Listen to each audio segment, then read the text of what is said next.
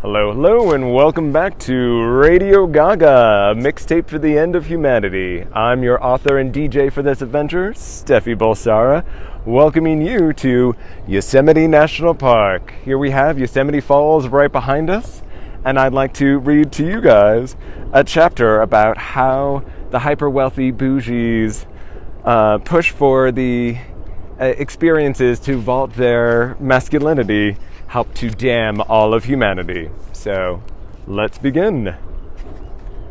Let me go on, like I blister in the sun. Let me go on. Big hands, I know you're the one. That's from the Violent Femmes. And now back to humanity's end. Maverick Mandival huffs as he heaves himself up onto the cliff's ledge. The melting snow caused by climate change unearthed new peaks along the world's tallest mountain range, the Himalayas, allowing Boujees a superb way to husk off the fragility that choked their masculinity, to discover and climb a new, never-before-touched peak. How manly, how virile. Maverick grabs his air tube and takes 3 huffs of oxygen mixed with amphetamines. Sure, anyone with $326 million to spare could slaughter a mildly sedated lion with a rocket launch from a distance of 100 yards. And for $473 million, anyone could scuba harpoon Earth's largest animal, a blue whale, cut off its 10-foot-long penis and mount it above his mantle. But his university chums Ron Storkelson and Balaki Tufwalderberg had already done these. No, he needed to prove he could go where no man has gone before. Behind him, his team of 6 Sherpas hauls 463 pounds of his glamping gear on their back, groaning their way through their 3rd trek along this path that month.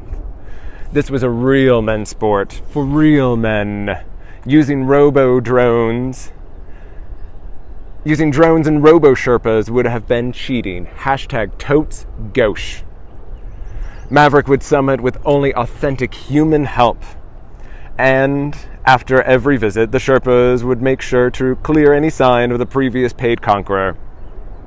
This meant removing each mountaineer's flag, bearing the family's crest flying over that new peak, along with every empty bag of cheesy poofs. When they reached the summit, the Sherpas knew they discovered this peak at least a dozen times. They carefully placed their cash cow at a different angle along the same peak. Since more snow melted daily, this created the illusion of a new mountaintop with new views, perfect for social media bragging. Maverick trudges through the snow, wheezing from the elevation, and delirious with daydreams of how he'd laugh up this adventure at the Explorers Club, beneath woolly mammoth tusks, while wearing jaguar fur pelts, before a dinner of barbecue genetically rebred American lion. How he loves a hearty meal of re-engineered megafauna. Sure, the 18-foot-tall ground sloths were a bit gamey, and the 10-foot-tall thunderbirds and giant emus disappointed in that they were a less tasty version than his normal genetically optimized chickens. But he loved the virility he felt from noshing on the tasty testes of a saber-toothed tiger. I'm the king of the world! Maverick howls from what he's told is the newest, highest peak on Earth. The Sherpas had long learned that they would get a better tip if they dropped the supplies and burst into applause whenever any whitey exclaimed this phrase. As he bows, Maverick trips and face plants into the permafrost. The sun had just melted a new layer of snow, and under this, a sparkle springs. As he struggles to get up, he sees the shimmer. He yells to the Sherpas to dig it out. He couldn't possibly do it himself. His leather gloves are equipped with heating rods, restricting his dexterity. Plus, he doesn't want his soft hands to get cold and wet. How vulgar. He shudders at the thought. They unearth a human hand clenched as a claw. As they dig, a whole body appears, perfectly preserved. A gold ring reflects the sun's photons in hues of yellow.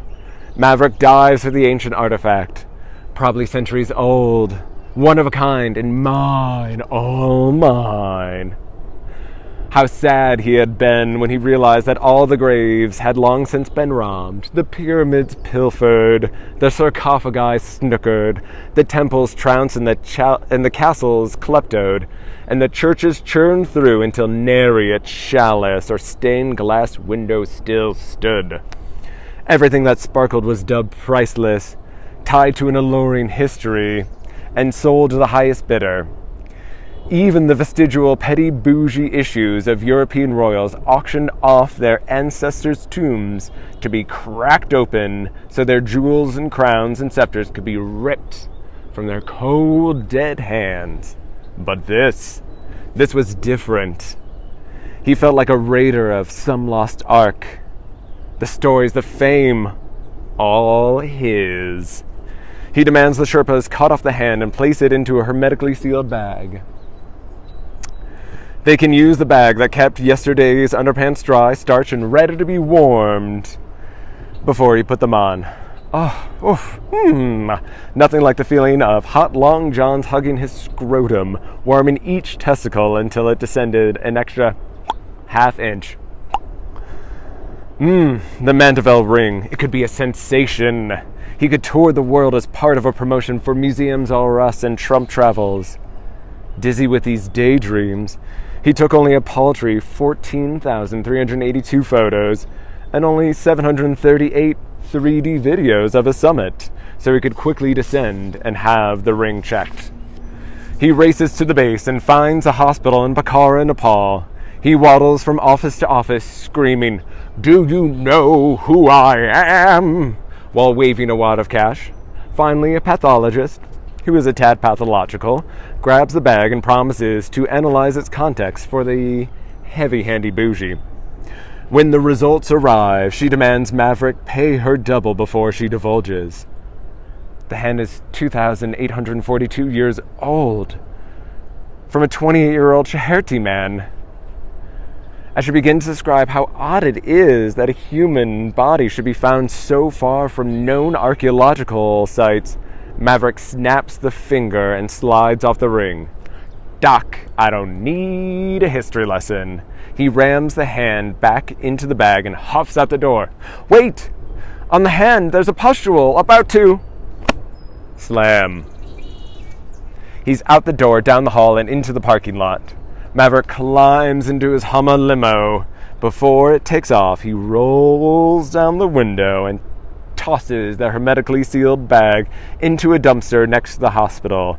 He thinks nothing of damning all of humanity as he grabs a bottle of champagne and pops it open to celebrate his bravery.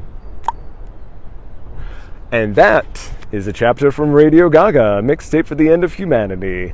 Learn more about how the pustule will damn all of humanity, and enjoy the beauties of Yosemite National Park. All right, bye!